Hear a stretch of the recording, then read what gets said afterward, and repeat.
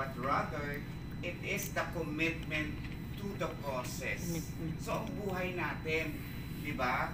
Tayo lahat, isa lang ang goal. Sino po dito ang walang goal?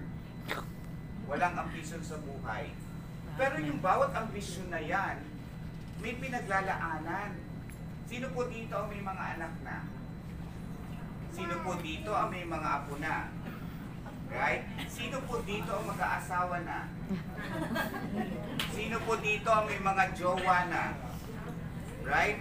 Di ba lahat ng bagay na ginagawa natin is because we do it not only for ourselves, but most importantly, we do it because we would like to have that gift of life to other person.